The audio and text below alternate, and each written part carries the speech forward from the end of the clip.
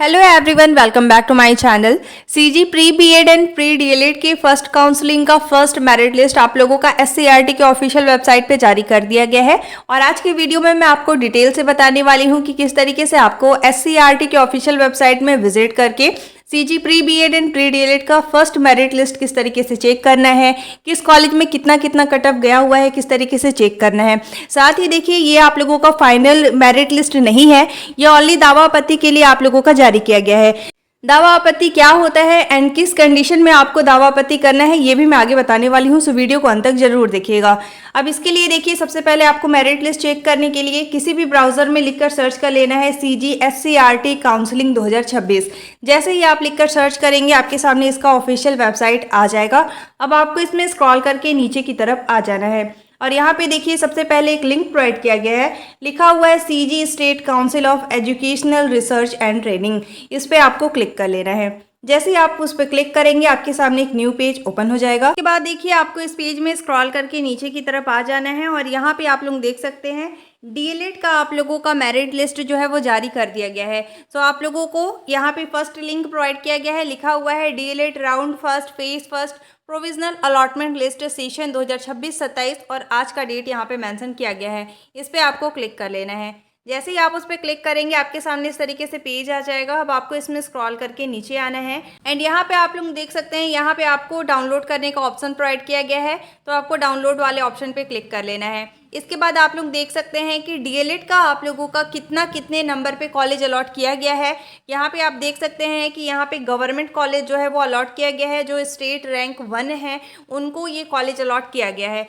साथ ही आप लोगों को अलग अलग स्टूडेंट का नाम यहाँ पे देखने को मिलेगा और साथ ही कौन सा कॉलेज अलॉट किया गया है ये भी आप लोगों को देखने को मिलेगा। तो आप लोगों को यहाँ से अपना नाम जो है वो चेक कर लेना है कि डीएलएड में आप लोगों को कॉलेज अलॉट हुआ है या फिर नहीं। यहाँ पे आप लोगों को स्टेट रैंक के अकॉर्डिंग कॉलेज अलॉट किया गया है, तो यहाँ से आप लोगों को देख लेना है। और ये आप लोगों का फाइनल लिस्ट नहीं है, आप लोगों का 19 तारीख को फाइनल लिस्ट आएगा। ये ओनली दावा आपत्ति के लिए आप लोगों का मेरिट लिस्ट जारी किया गया है, ठीक है।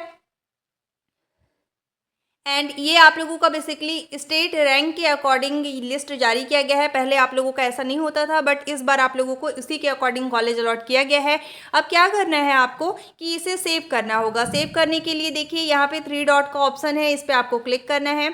इसके बाद स्क्रॉल करके नीचे आना है, यहाँ पे शेयर का ऑप्शन है, शेयर वाले ऑप्शन पे क्लिक करना है। इसके बाद देखिए, यहाँ पे प्रिंट का ऑप्शन है, प्रिंट वाले ऑप्शन पे क्लिक कर लेना है।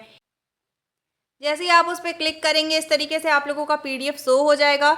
अब देखिए, इसे सेव करने के लिए राइट साइड में 3 डॉट का ऑप्शन है, इस पर आपको क्लिक करना है। इसके बाद देखिए, यहाँ पे सेव एज अ पीडीएफ का ऑप्शन है, इस पर आपको क्लिक कर लेना है। जैसे ही आप उस पर क्लिक करेंगे, आप जिस भी नाम से पीडीएफ को सेव करना चाहते हैं, आपको यहाँ पे लिख लेना है। लिखने के बाद राइट साइड में डन का ऑप्शन है, डन वाले ऑप्शन पे आपको क्लिक कर लेना है। इसके बाद यहाँ पे डीएलएड का पीडीएफ जो है वो सेव होना स्टार्ट हो जाएगा। एंड आप लोगों को अब मैं बता देती हूँ किस तरीके से डीएलएड लिस्ट में अपना नाम आपको चेक करना है। तो एज यू कैन सी, यहाँ पे हमारा डीएलएड का जो पीडीएफ है या फिर मेरिट लिस्ट है वो हम लोगों का सेव हो चुका है। अब हमने जिस भी नाम से इस पीडीएफ को सेव किया है, अब हम इसे ओपन कर लेंगे। इसके बाद देखिए किस तरीके से आपको अपना नाम सर्च करना है। तो सबसे पहले हम लिस्ट को ओपन कर लेते हैं। तो यहाँ पे आप देख सकते हैं, हमने डीएलएड का पीडीएफ जो है वो ओपन कर लिया है। ये हमारा CG pre DElEd first counselling का फर्स्ट मेरिट लिस्ट है। अब इसमें अपना नाम चेक करने के लिए यहाँ पे देख सकते हैं सर्च आइकन का ऑप्शन है, इस पर हम क्लिक करेंगे। इसके बाद यहाँ पे आपको अपना नाम जो है वो लिख लेना है।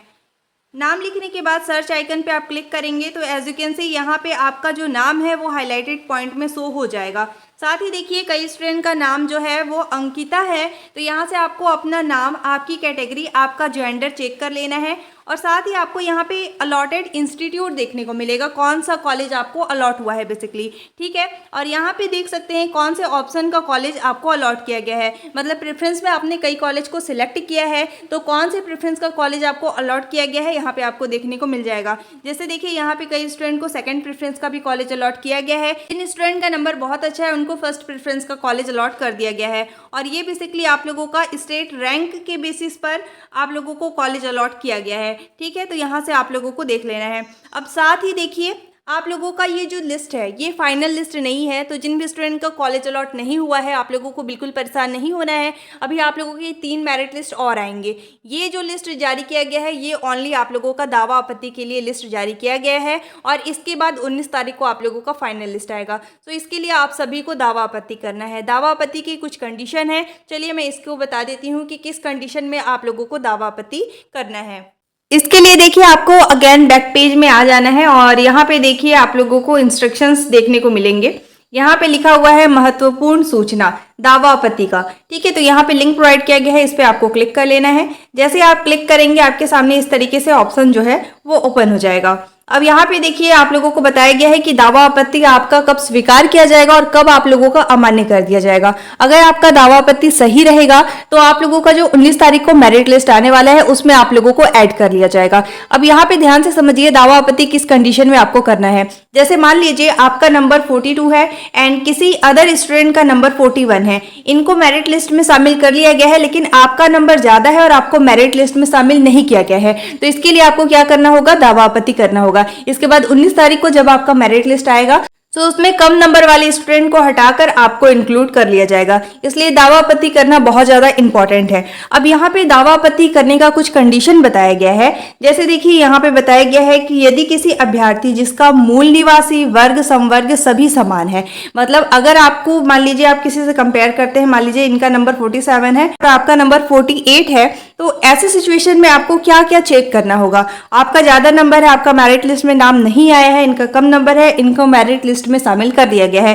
तो आपको सबसे पहले देखना होगा मूल निवासी। मूल निवासी का क्या मतलब है, आप छत्तीसगढ़ के निवासी है या नहीं। अगर मान लीजिए आप अदर स्टेट के हैं तो यहाँ पे छत्तीसगढ़ के जो निवासी हैं उनको थोड़ी कम नंबर पे भी कॉलेज अलॉट किया जाता है। तो यहाँ पे आपको देखना होगा कि मूल निवासी है या नहीं। अगर मान लीजिए इनका मूल निवासी यानी ये भी छत्तीसगढ़ के हैं और आप भी छत्तीसगढ़ के हैं, तो ये कंडीशन आप लोगों का मैच होना चाहिए। दूसरा है वर्ग। वर्ग मतलब आप ST SC OBC या फिर जनरल कैटेगरी से बिलोंग करते हैं। जिस भी कैटेगरी से आप बिलोंग करते हैं उसी कैटेगरी से इन्हें भी बिलोंग किया होना चाहिए। इसके बाद देखिए संवर्ग। संवर्ग मतलब महिला है या फिर फ्रीडम फाइटर है, दिव्यांग है या फिर भूतपूर्व सैनिक है। तो आप लोगों को देखना होगा कि जो आपकी कैटेगरी है वही इनकी भी कैटेगरी या फिर संवर्ग होनी चाहिए, ठीक है। ये सभी आप लोगों को पहले मैच करना होगा। अगर मान लीजिए आप लोगों के सारे कंडीशन फुलफिल होते हैं, आपकी जो कैटेगरी है वही इनकी कैटेगरी है, आप छत्तीसगढ़ के निवासी हैं, ये भी छत्तीसगढ़ के निवासी हैं और आपका संवर्ग जो है वो बिल्कुल इनके जैसा है, तो इसमें आपको क्या करना होगा, तब आप लोग दावा आपत्ति करेंगे और आपका दावा आपत्ति बिल्कुल सही रहेगा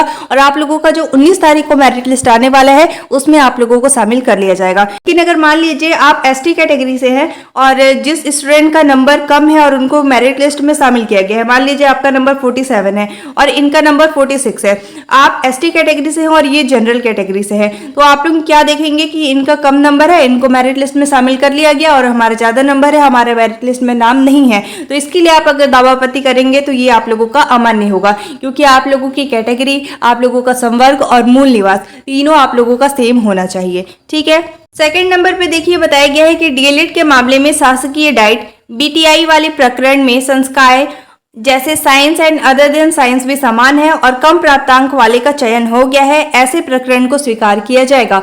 इट मीन्स कि आप लोगों का जो गवर्नमेंट कॉलेज है, गवर्नमेंट कॉलेज के लिए भी आप लोगों का सेम रूल रहेगा। जैसे देखिए वहां पे साइंस एंड नॉन साइंस के लिए सीट जो है वो आपका डिवाइड होता है। तो यहाँ पे अगर मान लीजिए कोई पर्टिकुलर गवर्नमेंट कॉलेज है, गवर्नमेंट कॉलेज में जो सीट है वो नॉन साइंस एंड साइंस में डिवाइड हो जाता है। अगर मान लीजिए किसी गवर्नमेंट कॉलेज में 100 सीट है तो 50 सीट आप लोगों का साइंस स्ट्रीम के लिए और 50 सीट आप लोगों का नॉन साइंस स्ट्रीम के लिए आप लोगों का डिवाइड हो जाता है, राइट। अगर मान लीजिए आप नॉन साइंस स्ट्रीम के हैं तो आप लोगों को कम नंबर पे भी गवर्नमेंट कॉलेज अलॉट हो जाता है, लेकिन साइंस स्ट्रीम की स्टूडेंट को गवर्नमेंट कॉलेज ज्यादा नंबर पे अलॉट होता है। तो मान लीजिए नॉन साइंस का कोई स्टूडेंट है, उनको 63 नंबर पे कॉलेज अलॉट कर दिया गया है क्योंकि उनका नॉन साइंस है और आपका नंबर 65 है, ठीक है, लेकिन आपको कॉलेज अलॉट नहीं किया गया क्योंकि आप साइंस स्ट्रीम के हैं। तो ऐसे में आप दावा आपत्ति नहीं कर सकते क्योंकि साइंस एंड नॉन साइंस का अलग अलग स्ट्रीम होता है। इनको कम नंबर पे कॉलेज अलॉट हो जाता है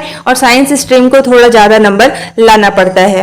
लेकिन मान लीजिए कोई साइंस का स्टूडेंट है, उनका नंबर 65 है और आप भी साइंस के स्टूडेंट है और आपका नंबर 66 है, और अगर मान लीजिए 65 वाले स्टूडेंट को कॉलेज अलॉट हो गया और आपको नहीं हुआ है, तो ऐसे में आप लोग दावा आपत्ति कर सकते हैं, ठीक है।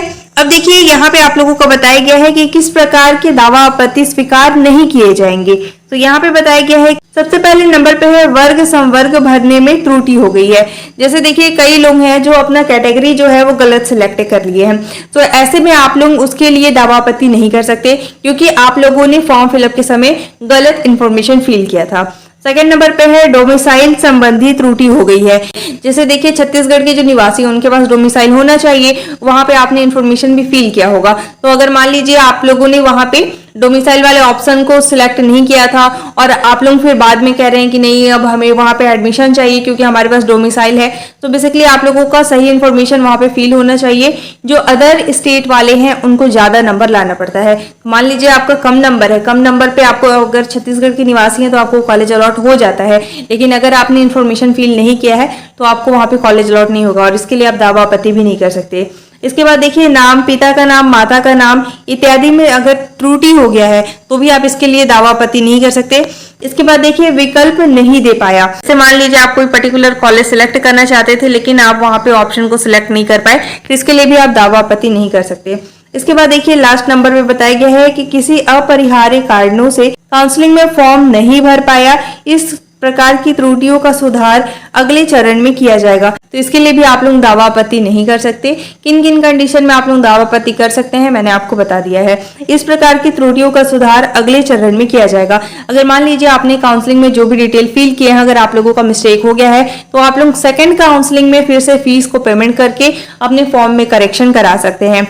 ऐसे स्टूडेंट जिनको फर्स्ट काउंसलिंग के किसी भी लिस्ट में अगर कॉलेज अलॉट नहीं होता है तो आप लोगों को निशुल्क सेकंड काउंसलिंग में शामिल कर लिया जाएगा। इस बार आप लोगों की 4 मेरिट लिस्ट आने वाले हैं तो आप लोगों को वेट कर लेना है। आप लोगों का जो 3rd and 4th merit list का कट ऑफ है वो आप लोगों का डाउन जाएगा। एंड दावा आपत्ति के लिए सबसे इंपॉर्टेंट ये है कि केवल वही स्टूडेंट दावा आपत्ति करेंगे जिनका नंबर अच्छा है और कम नंबर वाले स्टूडेंट को अगर मेरिट लिस्ट में शामिल कर लिया गया है तो ही आपको दावा आपत्ति करना है। अदरवाइज आप लोगों को बिना पूरे इंफॉर्मेशन के दावा आपत्ति नहीं करना है, अदरवाइज आप लोगों का दावा आपत्ति अमान्य कर दिया जाएगा। एंड आप लोगों का जो दावा आपत्ति अगर सही रहेगा तो 19 तारीख को आप लोगों का फाइनल लिस्ट आने वाला है, उसमें आप लोगों को शामिल कर लिया जाएगा। दावा आपत्ति के बाद आप लोगों को बहुत कम टाइमिंग दिया जाता है एडमिशन के लिए, ओनली 2 से 3 दिन का टाइमिंग दिया जा रहा है, इसलिए आप लोगों के पास सारे डॉक्यूमेंट्स होने चाहिए। क्या क्या डॉक्यूमेंट लगेगा इस पर मैंने डिटेल में वीडियो बना के चैनल पे शेयर किया हुआ है, तो वो वीडियो आप लोग देख लीजिएगा। एंड सबसे इंपॉर्टेंट थिंग, बहुत से स्टूडेंट को कमेंट आ रहा था कि अलॉटमेंट लेटर आप लोगों का कब आएगा, तो आज आप लोगों का अलॉटमेंट लेटर शो नहीं होगा। ओनली दावा आपत्ति के लिए आप लोगों का मेरिट लिस्ट जारी किया गया है। 19 तारीख को आप लोगों को अलॉटमेंट लेटर देखने को मिलेगा। कहां से आप लोग देखेंगे तो SCERT के ऑफिशियल वेबसाइट में विजिट करके आप लोगों को वहां पे अलॉटमेंट लेटर देखने को मिल जाएगा। फर्स्ट मेरिट लिस्ट का PDF मैं टेलीग्राम ग्रुप में शेयर कर दे रही हूँ। आप लोग देख सकते हैं कि अलग अलग कॉलेज में कितना कितना कट ऑफ गया हुआ है और इसी के अकॉर्डिंग आप लोगों का जल्द ही सेकंड मेरिट लिस्ट भी आएगा और उसमें आप लोग देख पाएंगे कि कितना कितना कट ऑफ गया हुआ है। 3rd and 4th merit list का कट ऑफ आप लोगों का 1st एंड 2nd मेरिट के अकॉर्डिंग कम जाने वाला है, तो अभी आप लोगों को वेट कर लेना है। जिन भी स्टूडेंट को कॉलेज अलॉट नहीं हुआ है आपको थोड़ा वेट कर लेना है, आप लोगों का भी नाम 3rd या 4th मेरिट लिस्ट में आ सकता है। Thank you so much for watching. अब आपको इससे रिलेटेड कोई भी डाउट है, आपकी कोई भी क्वेरी है तो आप कमेंट कर सकते हैं। एंड आप सभी को टेलीग्राम ग्रुप ज्वाइन हो जाना है। जो भी लेटेस्ट अपडेट आता है, जो भी PDF होते हैं मैं टेलीग्राम ग्रुप में शेयर कर देती हूँ। Thank you so much for watching.